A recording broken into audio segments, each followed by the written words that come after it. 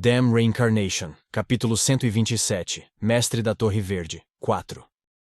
Naquela noite, um convidado inesperado chegou à Torre Mágica Vermelha. Porque se eu tivesse avisado sobre minha intenção de visitá-lo, tenho certeza de que você teria recusado. Falou o mestre da Torre Negra, Balzac Ludbeth. Tirando seu chapéu de feltro preto, Balzac sorriu para seus hostis anfitriões. Eugene e Lovelian não retribuíram o sorriso. Os cantos dos lábios de Lovelian estavam virados para baixo, e Eugene tinha uma expressão ainda mais flagrante de insatisfação no rosto.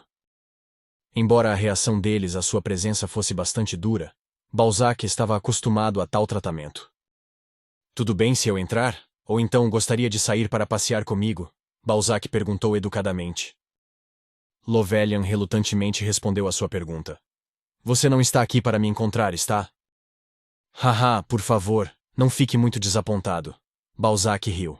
Se o mestre da Torre Vermelha estiver bem comigo, ficarei feliz em acompanhá-lo a qualquer momento.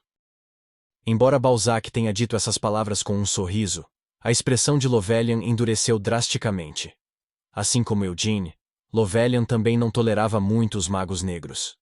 Mesmo que ele não considerasse todos os magos negros e demônios absolutamente maus, Lovelian definitivamente não acreditava que poderia se tornar amigo deles. Existe alguma maneira de recusarmos você? Eugene perguntou. Se você me recusar hoje, voltarei amanhã, ameaçou Balzac. Mas pretendo voltar amanhã à propriedade principal. Nesse caso, parece que só temos tempo para isso hoje. Por acaso você está livre agora? Se não, o amanhecer também funciona para mim. Isso significava que Balzac estava determinado a ocupar parte de seu tempo, não importava como. Eugene tossiu e olhou para Lovelian. Já que está escurecendo, se você realmente precisa conversar, então vamos entrar, admitiu Lovelian. A Torre Vermelha era território de Lovelian. Enquanto permanecessem dentro dela, era possível que ele pudesse intervir, independentemente do tipo de situação que ocorresse. Era improvável que o mestre da Torre Negra fosse fazer algo muito absurdo, mas Lovelian simplesmente não podia confiar nesse misterioso mago negro. Por favor, entre. Eugene também relutou em convidar Balzac para entrar. No entanto, ele também estava curioso sobre que tipo de assunto poderia fazer um mago negro como Balzac vir visitá-lo pessoalmente. Especialmente porque Balzac era um mago negro com um contrato pessoal com o Rei Demônio do Encarceramento. Talvez ele estivesse ali para trazer uma mensagem do próprio Rei Demônio do Encarceramento? Em todos os meus anos, pensar que chegaria um dia em que eu poderia entrar na Torre Mágica Vermelha. Balzac maravilhou-se, aparentando bom humor. Enquanto olhava ao redor dos espaçosos aposentos de Eugene, ele continuou falando. Como Sir Eugene já deve saber, o mestre da Torre Vermelha não gosta muito de mim. Eugene defendeu seu mestre. Mas ele tem motivos para isso, não é? Balzac assentiu. Sim, é por isso que não me aborreço com esse tratamento. O ódio do mestre da Torre Vermelha é um ódio dirigido a todos os magos negros. Esse é um fardo que todos nós devemos compartilhar. Eugene também estava ciente do motivo pelo qual Lovelian odiava os magos negros. Lovelian havia perdido sua família para os experimentos humanos de um mago negro. Ele tinha visto sua própria mãe, pai e irmã mais nova sendo transformados em uma quimera contorcida bem na frente de seus olhos. Se não fosse pelo mago que apareceu para caçar o mago negro em sua própria dungeon, Lovelian também teria se transformado em quimera. Eugene perguntou a ele.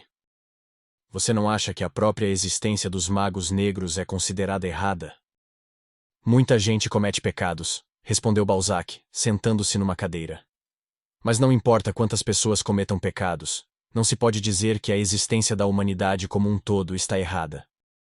Você está realmente tentando dizer que, embora existam magos negros que cometem pecados, também existem magos negros bons? Eugene disse essas palavras com desgosto. Mas aos meus olhos, a própria existência do mago negro é um pecado. Balzac apenas riu. Haha. Não era minha intenção começar tal debate dizendo isso. Não importava como você olhasse para isso. As palavras de Eugene eram rudes. No entanto, Balzac não expressou nenhum descontentamento. Em vez disso, seus olhos brilharam como se ele estivesse se divertindo enquanto olhava para Eugene. O objetivo que estamos perseguindo é diferente. É o que eu gostaria de dizer. Mas, como Sir Eugene já deve saber, não são apenas os magos negros que conduzem experimentos humanos. Inúmeros magos ao longo da história cometeram crimes terríveis e quebraram todos os tipos de tabus para tentar obter iluminação esotérica por meio dessas tentativas, argumentou Balzac. No entanto, eles nunca assinaram um contrato com um rei demônio, Eugene apontou. Balzac de repente expressou uma opinião surpreendente. Na era atual, os reis demônios não são muito diferentes dos deuses. Eugene instintivamente se sentiu ofendido por essas palavras. Balzac continuou. Bem, isso é claramente uma blasfêmia, então não poderei me defender mesmo se for repreendido por isso, mas, na minha opinião, os reis demônios são realmente melhores que os deuses. Como assim? Exigiu Eugene. Balzac começou sua argumentação. Todos os deuses precisam começar provando sua existência. No entanto, já sabemos que os reis demônios existem. Não no vago paraíso, mas nesta mesma terra, eles podem ser facilmente encontrados em Helmut. Embora fosse ofensivo, Eugene não podia negar tais palavras. É claro que os deuses podem conceder milagres, mas, ao invés de seus milagres não confiáveis, não é muito melhor ter um rei demônio que reina sobre você pessoalmente e pode ser visto a qualquer momento?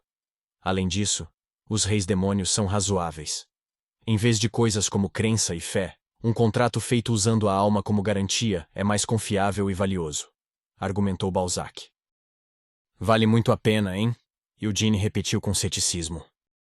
Simplificando, magos negros são apenas pragmáticos que buscam eficiência extrema.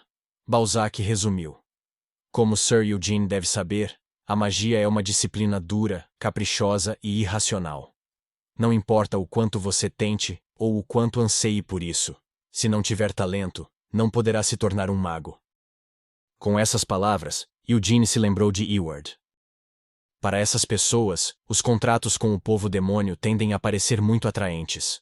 Ao vender sua alma, eles podem obter a magia que tanto desejam. O único custo é aquele que eles mesmos devem pagar. Não faz mal aos outros, insistiu Balzac. Só quando não se contentam com isso, é que podem cometer pecados. E os magos negros que cometem muitos pecados, você está querendo dizer que é também porque eles são pragmáticos? Eugene desafiou sarcasticamente. Se houver um lucro claro a ser obtido pela violação da moralidade humana, então é possível que eles cruzem esse limite para buscar a verdade. Mas isso é verdade para a maioria dos magos, Balzac rebateu. Como Balzac disse uma vez há muito tempo, pessoas como os magos podem facilmente sacrificar algo como a moral para satisfazer sua própria curiosidade e desejo. Ou, para colocar em termos simples, há muito mais magos aberrantes do que magos negros aberrantes. Mudando de assunto, Eugene perguntou. Sir Balzac também assinou um contrato com o Rei Demônio para benefícios práticos? Balzac murmurou pensativo, um leve sorriso aparecendo em seus lábios enquanto ele inclinava a cabeça pensativamente. Você já ouviu muitas coisas sobre mim? Ouvi dizer que você já foi aluno junto do mestre da Torre Azul, revelou Eugene. Não é como se estivéssemos sob o mesmo mestre, mas... Sim, eu também já fui membro da Torre Mágica Azul, Balzac confirmou. De acordo com o mestre da Torre Azul, quando você ainda era um membro da Torre Azul, suas habilidades eram consideradas bastante impressionantes. Eugene mencionou. Hahaha. Embora possa parecer que estou me gabando, sim, essa é a verdade. Quando eu ainda estava na Torre Azul, tive um desempenho muito melhor do que o atual mestre da Torre Azul, do que Hiridus. Se eu tivesse passado mais alguns anos lá, teria me tornado o mestre da Torre Azul em vez de Hiridus. Balzac calou-se por alguns instantes, batendo no braço da cadeira, antes de continuar. Porém, é que, em vez de me contentar com o que ia cair naturalmente em minhas mãos, o que eu queria era mais do que isso. Mas que isso? Eugene repetiu curiosamente. Não sou a sábia Siena. Balzac de repente mencionou o nome dela do nada. Eugene franziu a testa, sem entender o que ele quis dizer com isso. Balzac riu e continuou falando. A sábia Siena é amada pela magia. A senhorita Siena era uma maga que poderia até representar uma ameaça para um rei demônio. Mas desde o nascimento da senhorita Siena, nenhum outro mago como ela jamais nasceu. Isso vale para mim também. Ah, claro. Não quero dizer que gostaria de representar uma ameaça para os reis demônios. É só que desejo me tornar um mago tão grande quanto ela. Eugene ouviu em silêncio. Também não sou só eu. Amelia Merwin e Edmund Codreth também. Nós três poderíamos ter nos tornado arquimagos, mesmo sem ter assinado um contrato com o rei demônio do encarceramento. É que queríamos mais.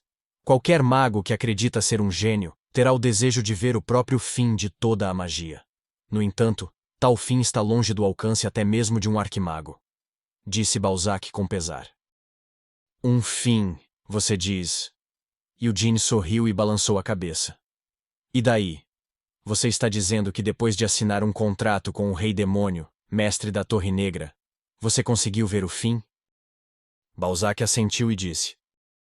Tenho a sensação de que estou chegando ao fim, aos poucos.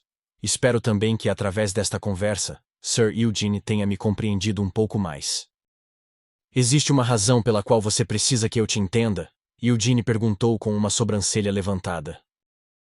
É um pouco... Não. É muito penoso ser tratado como um vilão, embora eu não tenha feito nada. Balzac reclamou tristemente.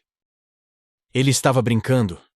Eugene não sabia quais eram as verdadeiras intenções de Balzac, então apenas manteve uma expressão rígida. Balzac encolheu os ombros com um sorriso tímido. Mas não sou pelo menos melhor que Amelia Merwin? Balzac finalmente perguntou. Ah! Eugene riu quando finalmente acenou com a cabeça com um sorriso. Eu estava me perguntando por que você veio me procurar. Então ouviu algo sobre mim de Amelia Merwin, não é? Parece que você fez bom uso da carta que lhe dei, observou Balzac. Embora eu não esperasse que fosse realmente usada tão rapidamente. Honestamente, eu realmente não queria usá-la. Eugene admitiu prontamente. Ouvi dizer que foi um encontro acidental, foi uma grande surpresa para mim também.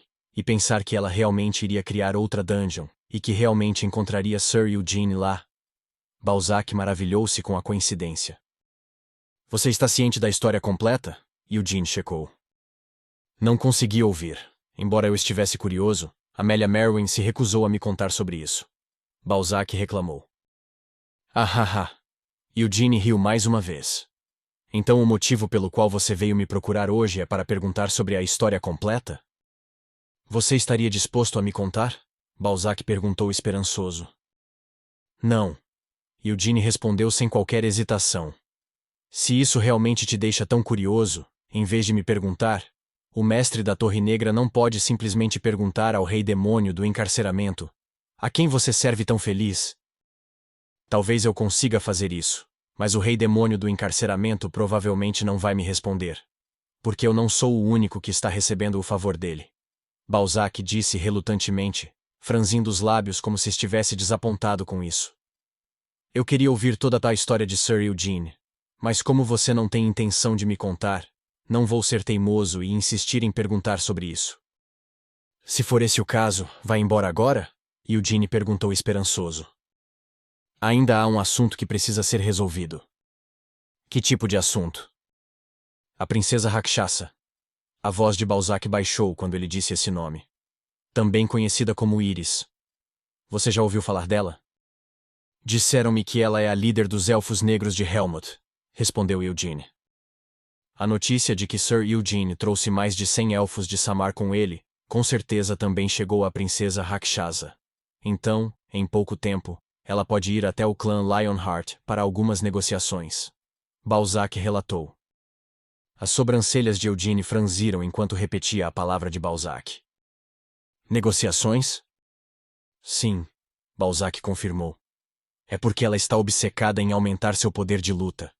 Enquanto você estava em Samar, viu algum elfo negro?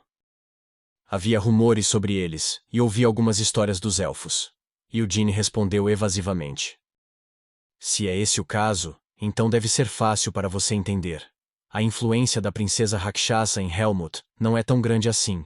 Os demônios de sangue puro consideram ela e seus elfos negros como híbridos, e a princesa está atualmente competindo com outros demônios de alto escalão para se tornar o próximo rei demônio. Balzac expôs. Você acha que ela tem chance? Eugene perguntou. Claro que não.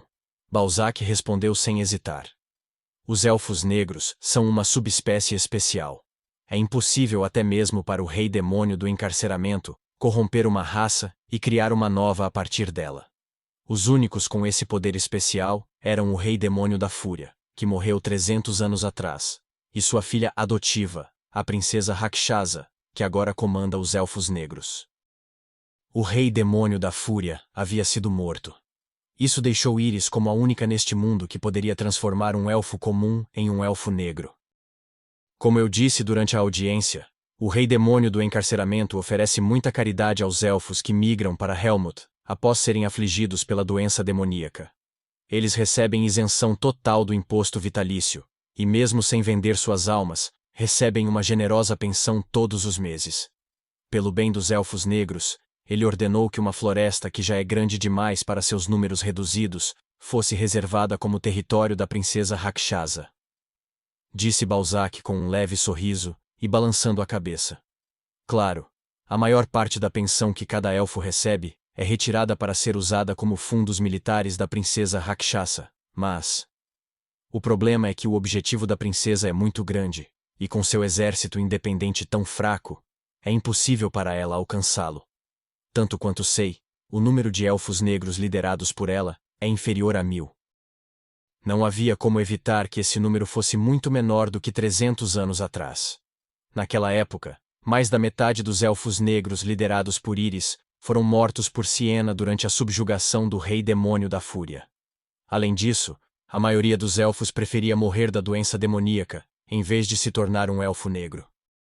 Em outras palavras, Sir Eugene está abrigando um aumento de 10% da mão de obra da princesa Rakshasa na propriedade principal do clã Lionheart. Cega como está pelo desejo de aumentar seu potencial de guerra, é inevitável que a princesa Rakshasa volte os olhos para você, alertou Balzac. Se ela vier me procurar, vou mandá-la se foder, respondeu Eugene com um sorriso frio. Ou talvez... Você está me pedindo para tentar negociar com a princesa Rakshasa. Balzac negou apressadamente. Que direito tenho de persuadir Sir Eugene disso? Sem mencionar que eu não sou nem mesmo um dos aliados dela. Então o que é que você quer me dizer? Eugene exigiu exasperado. Balzac começou a explicar. Já lhe disse algo assim antes. Mesmo que o rei demônio do encarceramento controle Helmut, ele não controla a totalidade do povo demônio. A rainha dos demônios da noite, Noir Diabella, e o dragão negro, Duque Raizakia, não assinaram contratos com o rei demônio do encarceramento, e além deles, inúmeros outros demônios também estão fora do controle do rei demônio do encarceramento. Eugene silenciosamente olhou para Balzac. Ele ainda não tinha ideia do que diabos Balzac estava tentando alertá-lo. Claro, esses demônios ainda estão sujeitos a sanções quando quebram as leis estabelecidas pelo rei demônio do encarceramento. Então são forçados a assumir a responsabilidade em troca das liberdades de que desfrutam. Assim como o barão Wolfer foi decapitado por tentar seduzir Sir Eward. Balzac trouxe um exemplo conhecido por Eugene. No final, o rei demônio era apenas o mais poderoso entre os demônios. Assim como o rei de um reino comum não poderia saber cada movimento que seu povo faz, o rei demônio era igualmente indefeso. Um rei demônio só seria capaz de assumir o controle da alma de uma pessoa demônio se tivesse feito um contrato com ela. No entanto, tudo isso sendo dito, a força dos reis demônios era absoluta em Helmut. Se o rei demônio do encarceramento ordenasse a morte de alguém, qualquer pessoa demônio mais fraca do que ele teria que oferecer sua cabeça, mesmo que não tivesse assinado um contrato com ele. Mesmo em Helmut, existem alguns demônios que o rei demônio do encarceramento não pode controlar totalmente. Balzac apontou. Você está falando daqueles que seguem o rei demônio da destruição? Eugene perguntou, pegando a dica. Sim, especialmente o povo besta entre eles. Balzac respondeu, confirmando as suspeitas de Eugene. Eugene tentou impedir que qualquer emoção que estivesse sentindo fosse expressa em seu rosto. Balzac devia estar falando sobre o filho de Oberon, o irmão jurado de Barang, o homem besta contra quem Eugene lutou em Samar. A princesa Rakshasa só recentemente percebeu a realidade de sua situação. Com menos de 1000 elfos negros, é impossível para ela se tornar um rei demônio, se teimosamente insistir em contar apenas com o apoio de seu próprio povo. Balzac revelou. Então você está dizendo que ela se aliou ao povo besta? Eugene adivinhou.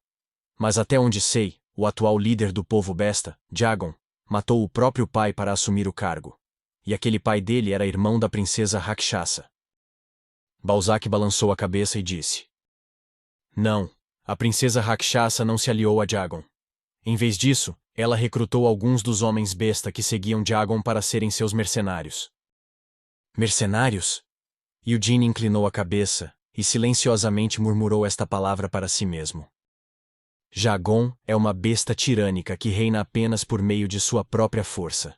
Ele despreza os fracos e nem os coloca diante de seus olhos. Para chamar a atenção de Jagon, o ambicioso povo besta não tem escolha a não ser desenvolver força suficiente. Balzac continuou sua explicação. Eugene silenciosamente absorveu essa informação. Por causa disso, há muitos homens bestas seguindo carreiras ativas como mercenários em Helmut. Ao lutar nas batalhas territoriais entre os aristocratas de pequeno e médio porte, eles são capazes de ganhar experiência de combate e aumentar sua própria força, atacando outros demônios. Eles fazem tudo isso apenas porque não conseguirão ganhar o favor de Jagon, se não forem fortes o suficiente. Balzac terminou de apresentar suas observações sobre o povo besta. Baran disse que a razão pela qual ele estava procurando pelo território élfico não tinha nada a ver com Jagon. Será que aquele cara estava servindo como mercenário para alguns demônios, e foi para lá depois de receber uma ordem deles? Eugene especulou. Eugene não podia fazer perguntas abertamente sobre Barang. Por enquanto, ele não tinha escolha a não ser esperar e ver que tipo de informação Lovelian poderia obter. O mestre Lovelian deve estar ouvindo esta conversa também. Eugene pensou com alguma segurança. Lovelian também deveria ter apurado os ouvidos para essa conversa sobre mercenários, e poderia usar isso como ponto de partida para reunir informações sobre Barang. Sem qualquer hesitação, Eugene acenou com a cabeça em compreensão e disse. Aquele cara chamado Jagon, ele parece ter uma personalidade bastante louca. Balzac apontou. Ele é alguém que rasgou a garganta do próprio pai, afinal. Mesmo a princesa Rakshasa não seria tão rápida em se unir a tal renegado. E como Sir Eugene já disse, o pai que Jagon acabou com as próprias mãos também era irmão da princesa. As tribos do povo besta, quando lideradas por Oberon, serviam ao rei demônio da fúria, ao lado da princesa Rakshasa. Embora o povo besta agora jurasse servir ao rei demônio da destruição, a princesa Rakshasa definitivamente relutaria em dar as mãos a Jagon, que havia matado seu antigo camarada e irmão, Oberon. Se Sir Eugene se recusar a negociar, então a princesa Rakshasa certamente recuará, porque ela não está tão desesperada a ponto de atacar a propriedade principal do clã Lionheart para tomar aqueles elfos para si mesma. No entanto, existe a possibilidade dela enviar o povo besta para atacar. Balzac levantou-se e deu um último aviso. Jagon não deve ter nenhum motivo para aparecer pessoalmente, mas você não deve considerar nenhum membro do povo besta levianamente. Quais são as suas razões para nos fornecer tal aviso? Eugene perguntou desconfiado. Balzac admitiu hesitantemente. Uma razão é que eu quero que você me deva um favor, Sir Eugene. Mas por favor, não leve a mal. Não quero usar esse favor para nenhum propósito sexual. Por mais que ele fingisse que não o afetava, parecia que o que aconteceu da última vez, quando Eugene perguntou se Balzac estava fazendo tudo aquilo porque queria namorar com Eugene, deixou um espinho cravado no coração do mago negro. A outra razão pela qual dou este aviso é para minha própria reputação pessoal. Eu já sou muito odiado apenas por ser um mago negro. Mas se o povo besta de Helmut realmente atacar o clã Lionheart sem nenhum aviso, se uma tragédia acontecer como resultado disso, temo que qualquer culpa possa vir a mim por não ter dito nada. Balzac confessou. Você não acha que está atraindo tanto ódio por ficar desnecessariamente em Aroth? Se você partisse para Helmut, tenho certeza de que haveria muito menos hostilidade, aconselhou Eugene gentilmente. Haha. Embora possa ser o caso, não gosto muito de Helmut, Balzac afirmou com um sorriso enquanto baixava o chapéu de feltro de volta à cabeça. Cristina esfregou as bochechas rígidas. A aparência refletida no espelho não era familiar para ela, especialmente suas expressões. Cristina franziu as sobrancelhas, endireitou-as e piscou atentamente.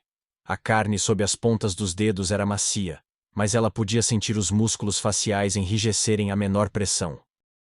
Originalmente, esse era o estado natural das coisas. Naquela época, não parecia nada estranho. Esse tipo de expressão era exatamente como Cristina costumava parecer. Cristina mordeu os lábios algumas vezes, depois sorriu constrangida. Faz apenas alguns meses, ela pensou consigo mesma. Cristina tentou mudar seu sorriso mais algumas vezes. No entanto, não importava o que fizesse, não parecia certo para ela. Será que ela sorriu assim quando estava em Samar? Deve ter havido mais do que algumas vezes em que sorriu assim. Para Cristina, sorrir o tempo todo era apenas um hábito. Mesmo que não tivesse um motivo para sorrir. Isso foi exatamente o que ela aprendeu a fazer desde criança, no monastério. Em vez de um rosto inexpressivo ou chateado, um rosto sorridente a faria parecer mais amigável. Faz apenas alguns meses, mas não consigo me lembrar de como era minha expressão habitual. Cristina suspirou silenciosamente. Cristina ergueu os cantos dos lábios com os 2 dedos indicadores. Mas um sorriso forçado como esse era realmente melhor do que um de fachada. Quando seus dedos caíram, os cantos levantados de seus lábios também caíram mais uma vez. Cristina suspirou. Família? Partes da conversa que ela teve com Eugene antes de deixar a propriedade dos Lionheart recusaram-se a sair de sua cabeça. Afinal, meu próprio pai biológico só está dizendo essas palavras para mim, porque está preocupado comigo, seu filho único. Enfim, como sei que é tudo por mim, como filho dele, devo ao menos fingir que escuto meu pai. Esses não eram trechos de conversa particularmente importantes, mas, mesmo assim, eles permaneceram em sua cabeça nos últimos dias. Cristina também sabia que não havia nada inerentemente especial nessas palavras. No entanto, o que realmente importava era que tais palavras só eram comumente encontradas entre famílias verdadeiras. Foi por isso que Cristina não foi realmente capaz de entender o sentimento por trás de tais palavras. Desde que nasceu, Cristina nunca fez parte de uma família verdadeira. Mas é por isso que é ainda mais importante para mim, Cristina admitiu para si mesma. Ela ouviu uma batida na porta. Cristina colou o sorriso de fachada ainda estranho de volta em seu rosto. Em sua própria mente, Cristina se dirigiu distraidamente a Eugene. Eu sei que você não tinha um bom motivo para fazer isso. Sua fachada poderia parecer estranha agora, mas ela logo se acostumaria. Mas eu estaria bem se você me matasse. Porque ao conhecer seu pai, o cardeal Rogéries, Cristina precisaria ser capaz de manter esse sorriso sem se concentrar nele. Assim, eu poderia sair deste lugar e nunca mais voltar. Cristina esperava nunca mais voltar àquele lugar.